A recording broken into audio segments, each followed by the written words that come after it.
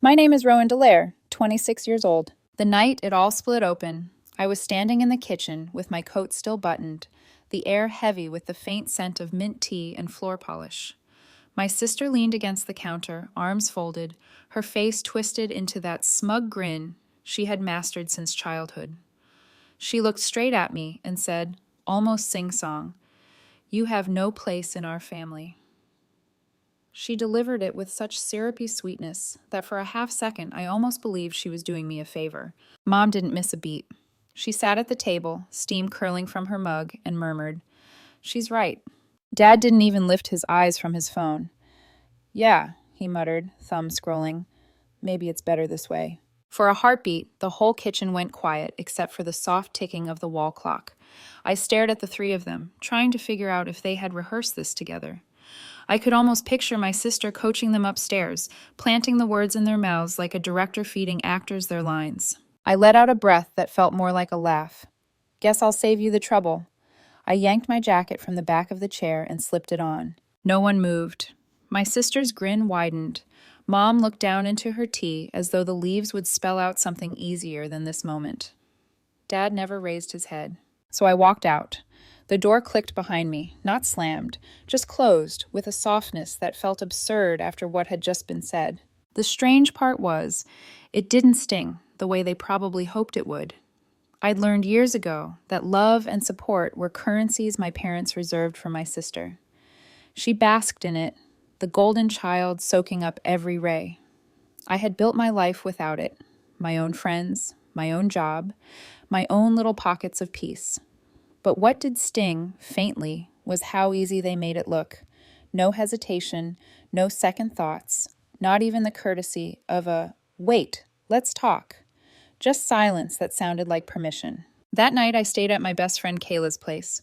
We opened a bottle of cheap wine, and when I told her what had happened, she nearly spit her drink. "She probably thinks she's the queen now," she said. We laughed, loud and a little bitter, imagining my sister in a crown made of borrowed approval. Kayla was right. I was better off. Still, the absurdity clung to me like static. 2 days later, I came home to find suitcases by the front door. They were leaving for a family vacation I hadn't even known they were planning. My sister floated around the house, giving directions like a conductor, her voice rising with theatrical laughter, eyes darting to me as if waiting for me to break. I didn't. Finally, she turned to me with that smirk. "So you're just going to sit here all alone? What are you going to do without us?"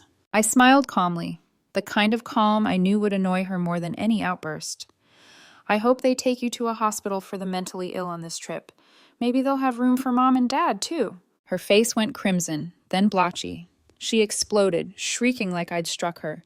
My parents rushed to her side, wrapping her up as if I were the aggressor. "You're so cruel," Mom hissed. "Why can't you be more like your sister?" I shrugged, because I'd rather be sane. When they left, I felt nothing but relief. The house exhaled. For the first time in years, silence wasn't a punishment. I curled up on the couch with popcorn and binge-watched the shows I never got to enjoy without criticism humming around me. For 2 days, it was bliss. No yelling, no passive-aggressive sighs, no sister prowling for attention. I played music too loud, danced in the kitchen, ate cereal for dinner without anyone sneering. Then the call started. At 10 a.m. on the third morning, I was flipping pancakes when my phone buzzed. Her name flashed. I rolled my eyes, let it ring out. 5 minutes later, another call, then another. By the time I sat down with my plate, she had called 7 times. When the 8th call came, I answered just to shut her up. "What?" My voice was sharp enough to cut. Finally, her voice shrieked through the line, high-pitched and panicked. "I've been calling you for hours. Why didn't you answer?" "Because I don't care," I said flatly. "What do you want?" "We're in trouble," she said, her voice wobbling.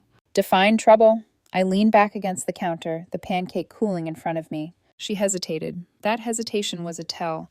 My sister never hesitated unless she was about to lie. We got robbed." I raised an eyebrow, though she couldn't see it.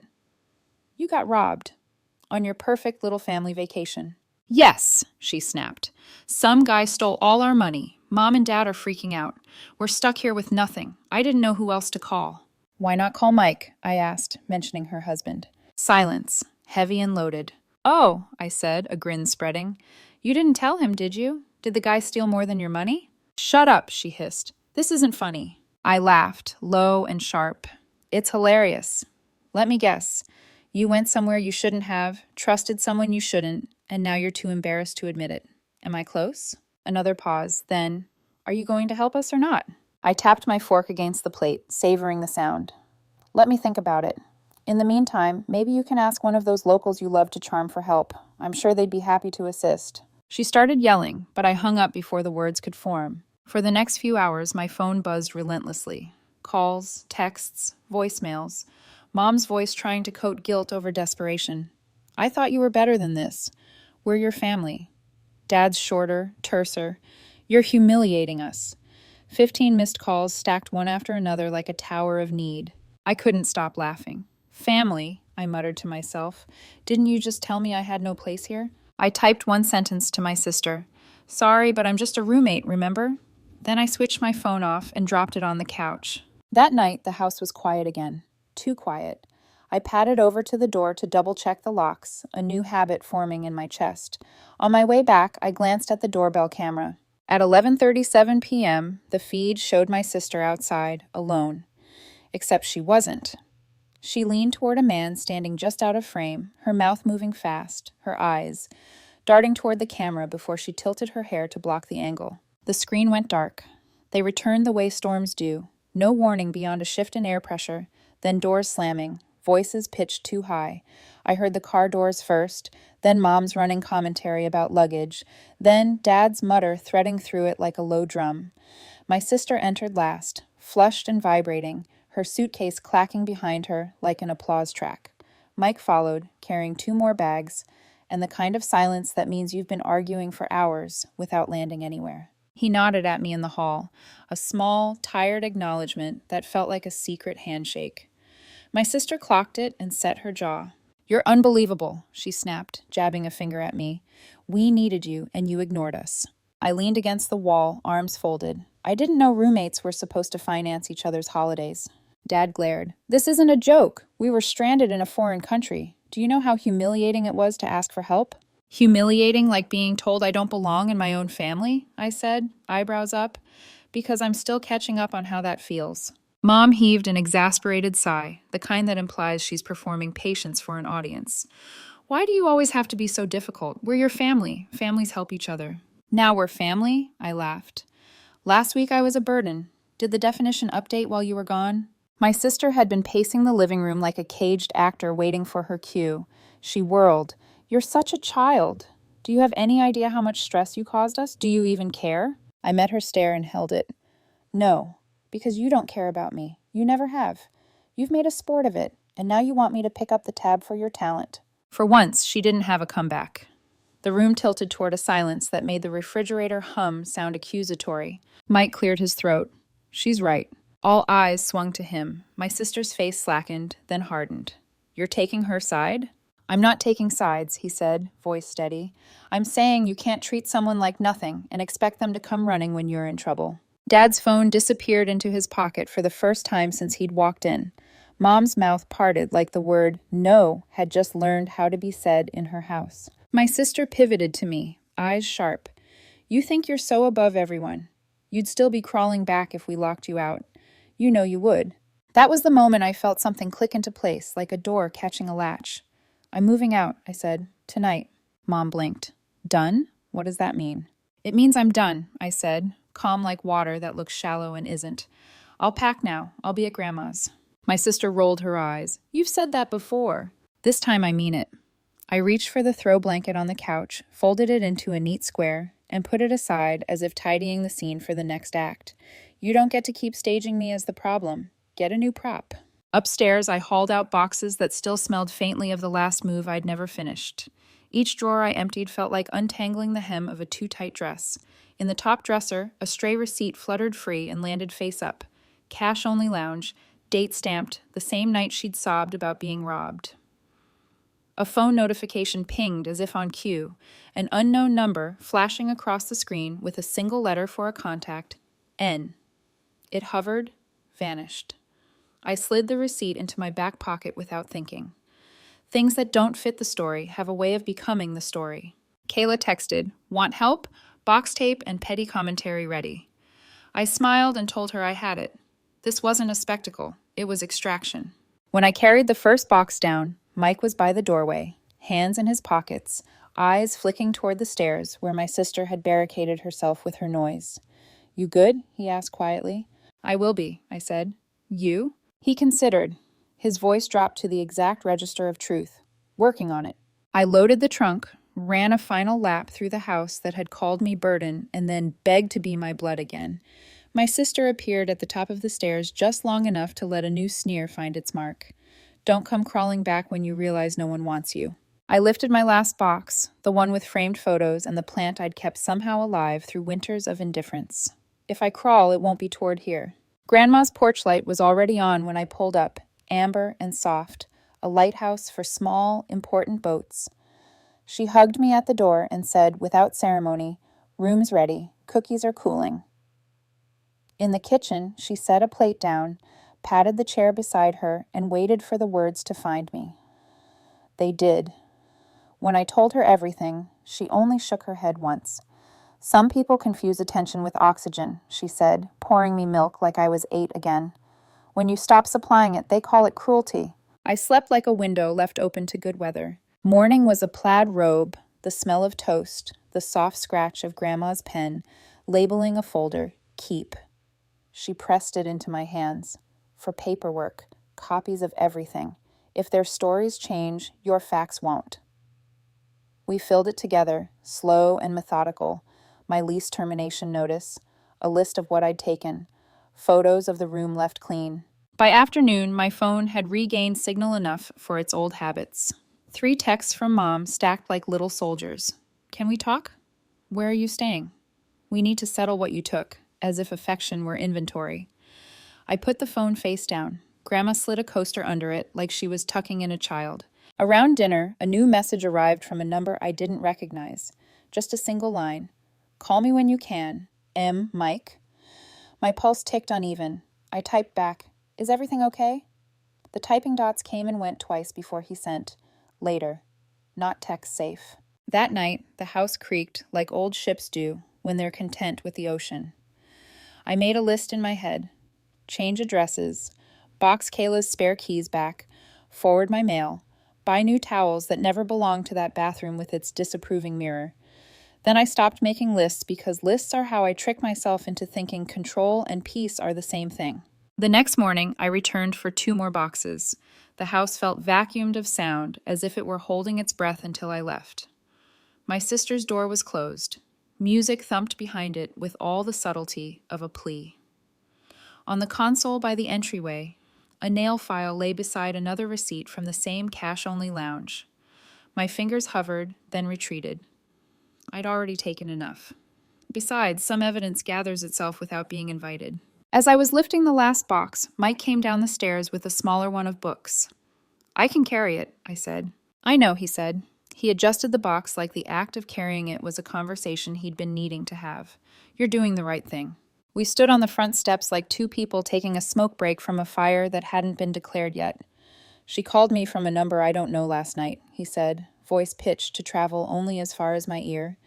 "Said not to tell anyone, and then she asked if I knew anyone named N." He tried to shrug it off, but his mouth couldn't lie. I told her no. "Do you?" I asked. His silence answered. I put the box in my trunk and closed it gently, a quiet punctuation mark at the end of a sentence I'd been writing for years. "Take care of yourself," I said. "You too," he said, then added, hesitating, "and thanks for not making this uglier." "I didn't need to," I said. "It handles ugly on its own." On the way back to Grandma's, my phone lit up with a call from an unknown number. I let it go. It rang again, and again. Unknown numbers are a genre. Spam, sales, or something you've outgrown. On the 4th call, I answered. "Is this Rowan Dallaire?" a man asked. His voice was formal and unhurried. "Yes," I said, careful. "Who's asking?" "This is Detective Ramirez with the county police," he said. "We're following up on a report involving your family." My chest went cold and still. "What kind of report?" "Your sister alleges you made threats against her safety before she left on vacation," he said, tone steady like a metronome.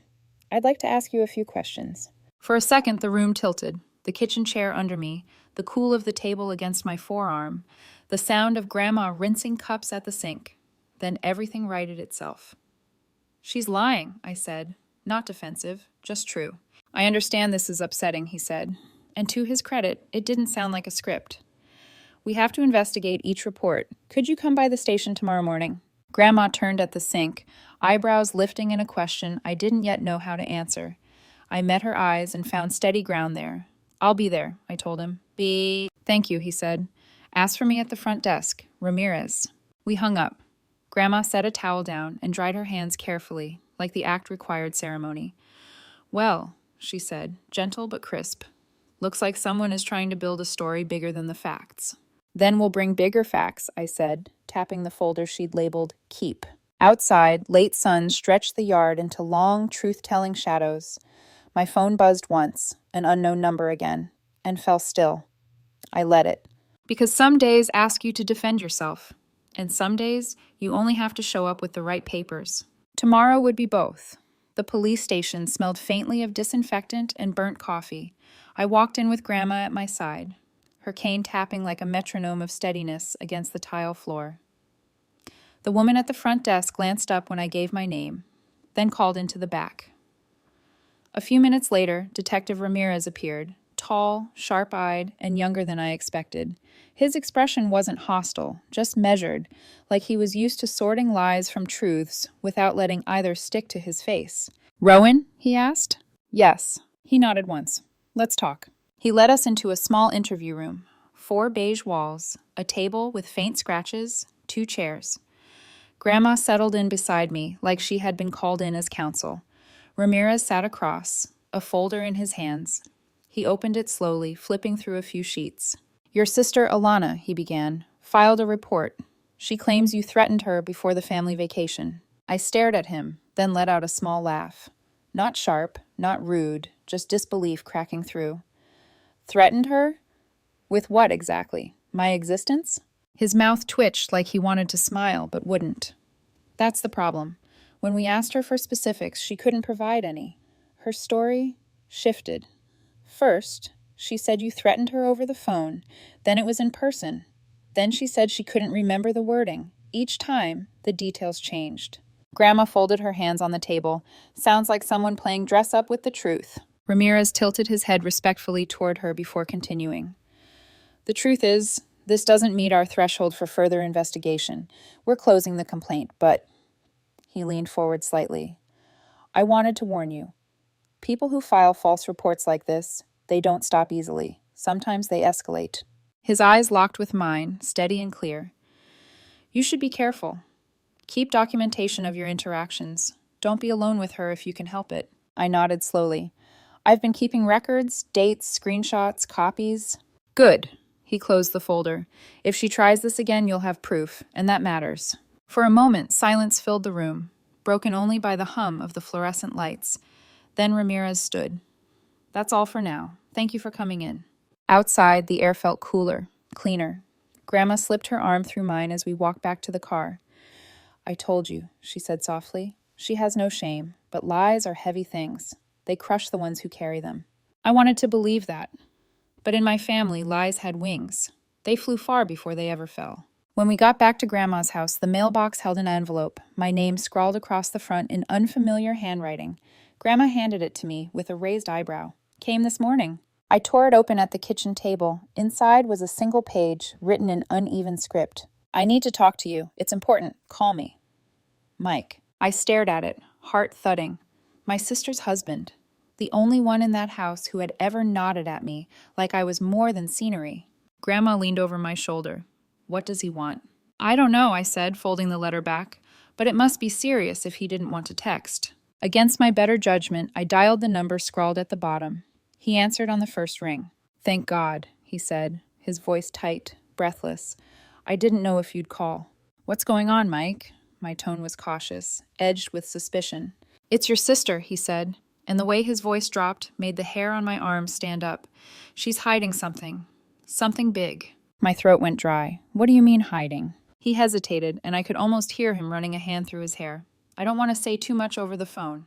Can we meet in person? Somewhere away from her?" Every instinct screamed no. But something in his voice, frayed, urgent, stripped of pretense, made me pause. "Fine," I said, "but this better be good." We agreed on a diner outside town, neutral ground. I hung up and sat at the kitchen table, staring at the folded letter. Grandma watched me carefully. "You don't owe him anything," she said. "I know," I replied, "but if he's reaching out to me of all people, it must be worse than we think." That night, sleep eluded me. I kept replaying Ramirez's warning, my sister's voice insisting she was robbed, the way she had stared into the doorbell camera whispering to someone just out of frame, threads, fraying, tangling. By dawn, I knew I'd go to the diner. Not for her, not for him, for the truth. The diner sat just off the highway, the kind of place where the neon sign never fully worked, and the coffee tasted like it had been simmering since last week. Rain streaked the windows, turning the view outside into watery smudges of headlights and trees. Mike was already there when I walked in, hunched over a mug, his eyes scanning the door every few seconds. He looked older than the last time I'd seen him, hollowed out, jaw tight, like he hadn't slept in days. He motioned me over quickly, relief flashing across his face. "Thanks for coming," he said, voice low, urgent. "Talk," I said, sliding into the booth across from him. He leaned forward, elbows on the table, hands wrapped around his mug as if it were the only thing holding him steady. "The robbery, it wasn't random. She planned it." For a moment I thought I'd misheard. "Planned it?" "Yes." His voice sharpened. "She knew the guy. She gave him the money on purpose. She told me it was an investment, some kind of get-rich scheme. But when I started checking accounts, I realized she's been draining mine too." He shoved a crumpled printout across the table. Bank statements with withdrawals that didn't make sense, all marked cash. I stared at the paper. "You're saying she staged the whole thing?" He nodded, eyes bleak. "And that police report against you? That was her distraction.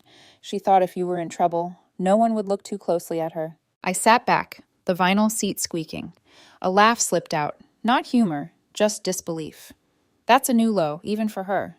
Mike shook his head. "You don't understand. She's in serious debt.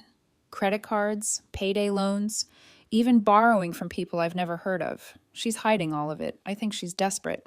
"Desperate enough to make me her scapegoat," I said bitterly. He didn't argue. His silence was answer enough. "Why are you telling me this?" I asked finally.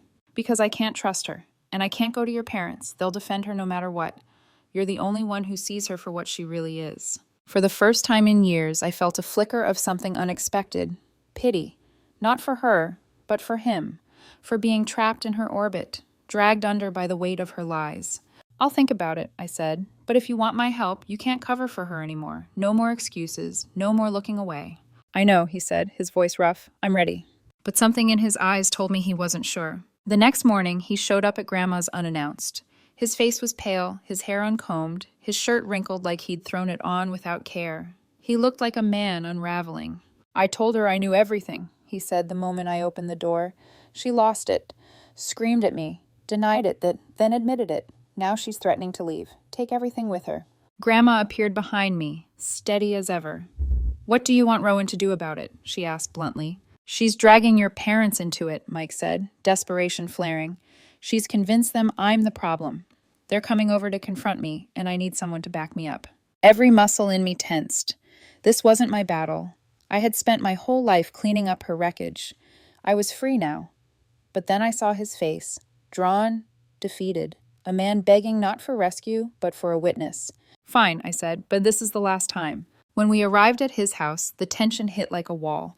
My parents were already there, perched stiffly on the couch. My sister paced the room, talking fast, her voice pitched high with urgency. She stopped cold when she saw me. "What is she doing here?" she demanded. "I invited her," Mike said firmly. "She deserves to be here." Her face went crimson. "You traitor," she spat. I stepped forward. "Let's skip the theatrics. Mike knows about the robbery. He knows about the money you handed over. And I know about the phony police report." Mom gasped. "What is she talking about?" "She's lying," my sister snapped, her voice cracking. "She's just trying to turn you against me." "Stop," Mike said sharply. He pulled a folder from his bag and dropped it onto the coffee table. Papers spilled out. Bank statements, screenshots of texts, even a copy of the complaint she had filed against me. Proof. The room went silent except for the clock ticking on the wall. My parents leaned forward, scanning the pages. Dad's lips parted, his face drained of color. This can't be true, he said hoarsely. Tell me this isn't true. My sister's eyes filled with tears, but they weren't the kind that softened hearts. They were loud, messy, exaggerated, the kind meant for theater. I only did it because I was desperate, she wailed. I didn't mean for it to go this far. You didn't mean to get mugged? I asked, arms crossed. Didn't mean to drain his accounts? Didn't mean to lie to the police? Which part exactly was the accident? Shut up, she screamed, whipping toward me. This is all your fault. If you had just left when I told you, none of this would have happened. A laugh escaped me, sharp and clean. Classic. You commit the crime and I'm the villain. Dad stood, his face pale and unreadable. We have to go, he said to Mom, pulling her up by the arm. What about her? Mom whispered, glancing at my sister. She's not our problem anymore, he said, voice flat as stone. My sister froze, tears still clinging to her cheeks. What? You're just going to leave me? You did this to yourself, Dad said. I can't help you anymore. For the first time in my life, I watched my parents walk away from her. They left without another word, the front door closing with a thud that felt like a verdict. My sister turned on me, her face twisted with rage. Are you happy now? She hissed. Ecstatic, I said. And just so you know, if you ever try something like this again, I won't just walk away. I'll make sure you pay for it. Her mouth opened, but no words came. She stormed out, the door slamming so hard the picture frames rattled. Mike exhaled, long and shaky. Thank you, he said. I don't know what I would have done without you. You would have figured it out, I told him. You're stronger than you think. But inside, I wasn't sure if that was true. Weeks passed like a slow thaw after a brutal winter. Mike filed for divorce. My parents retreated into silence, as if pretending none of it had happened would erase the wreckage. And my sister, well, the last I heard, she was drifting between friends' couches, spinning new stories about why she'd been wronged. For the first time in my life, the chaos wasn't mine to manage. It felt strange at first, like stepping off a boat after years at sea and realizing the ground doesn't move. I stayed with Grandma longer than I'd planned. Her little cottage became a refuge. Tea in the evenings, the radio humming in the background, the scent of lavender from her garden drifting through the open windows. I saved money, got a part-time job nearby, and started imagining a life that belonged only to me. But freedom, I was learning, isn't just absence, it's presence. It's the quiet realization at 2 a.m. that no one can text you 15 times demanding your help. It's sipping coffee without glancing at your phone. It's building routines from scratch. One morning, while the kettle hissed on the stove, Grandma handed me a letter. Came for you while you were out, she said. The envelope was plain, the handwriting familiar. Mike. Inside, just one line. I need to talk to you. It's important. Call me. I stared at the words, heart tightening. We'd said our goodbyes. What could be left? Against my better judgment, I dialed. He answered on the first ring. Thank God, he said, his voice ragged. I didn't know if you'd even read it. What's going on, Mike? It's your sister. His tone was low, tense. She's hiding something else, something big. I almost laughed. You'll have to be more specific. No, he said quickly. I don't want to say over the phone. Can we meet in person? I hesitated. After everything, the last thing I wanted was to be dragged back into her orbit. But there was something in his voice, raw, desperate, that stopped me. Fine, I said, but this better be good. We met at a diner off a rural road, the kind of place where the waitress calls you hun without looking up. He looked worse than before, hollow eyes, hands trembling slightly as he stirred his coffee. She's been draining my accounts again, he said without preamble. Even after everything, I confronted her. She threatened to disappear. And then he paused, glancing around the diner like someone might be listening. She hinted about you. Me? He nodded. Said if she goes down, she's taking everyone with her. Said she's got things she can say about you. I stared at him, stunned. There's nothing to say about me. He gave me a weary look. Since when has the truth stopped her? We sat in silence for a moment, the clatter of dishes and low murmur of other diners filling the space. She's not done, he said finally. She's scared, and when she's scared, she lashes out. I thought you should know. I pressed my palms to my eyes, a low laugh escaping. Of course she's not done. Mike leaned forward, voice softer. I'm sorry, Rowan. You don't deserve this. None of it. For a second, something inside me cracked. Years of holding the line, of bracing for impact. I inhaled slowly, steadied myself. You're right, I said. I don't. When I left the diner, the sky had turned a deep, bruised gray. Rain smelled like metal. I drove back to Grandma's with a strange sense of clarity. My sister wasn't just reckless. She was dangerous. And the only way to be free of her was to draw a line she couldn't cross. That night, I opened my laptop and began typing. Not a post, not yet, just a document. Dates, screenshots, texts. A timeline of every lie, every manipulation, every false emergency that turned out to be a party or a shopping spree. I'd kept mental records for years, but now I laid them out, cold and factual. The truth didn't need embellishment. It was damning enough. Grandma found me at the kitchen table, the glow of the screen casting my face in pale light. "Are you sure you want to go down this road?" she asked gently. "I'm tired of roads," I said without looking up. "I want walls." She nodded, understanding.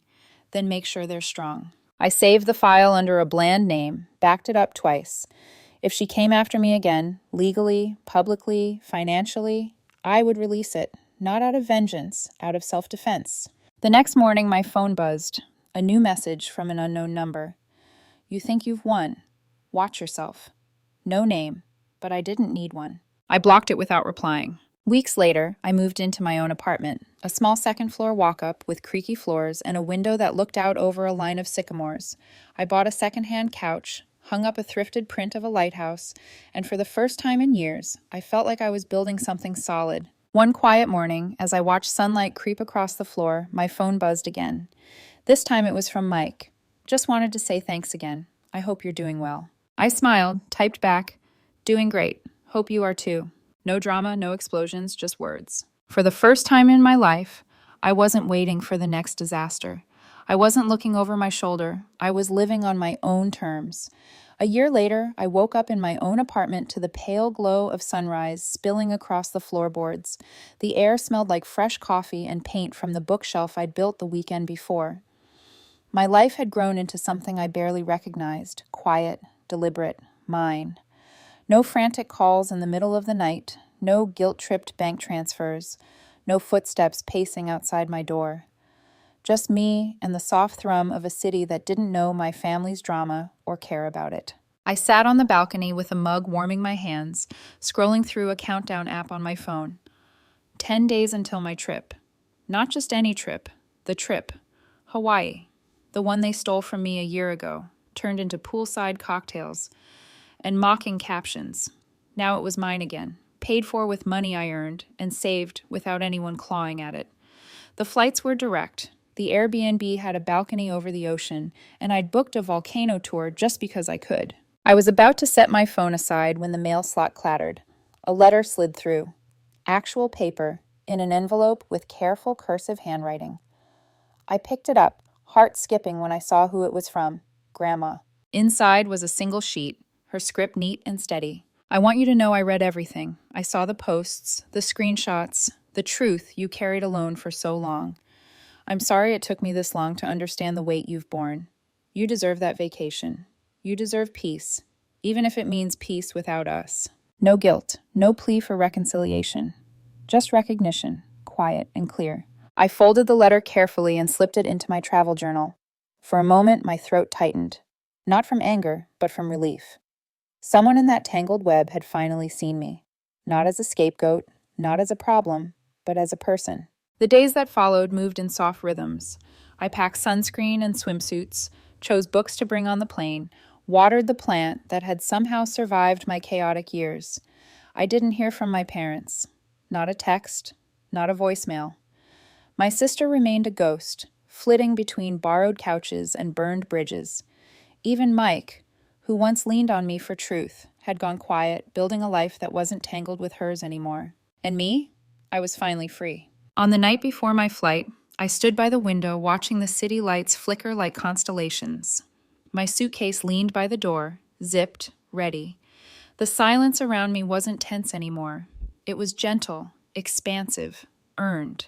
They had called me a loser, told me I didn't belong, tried to frame me as unstable, unworthy, unwanted. But as I watched the sky darken, I realized something simple and devastating. They had lost me. And I wasn't going back.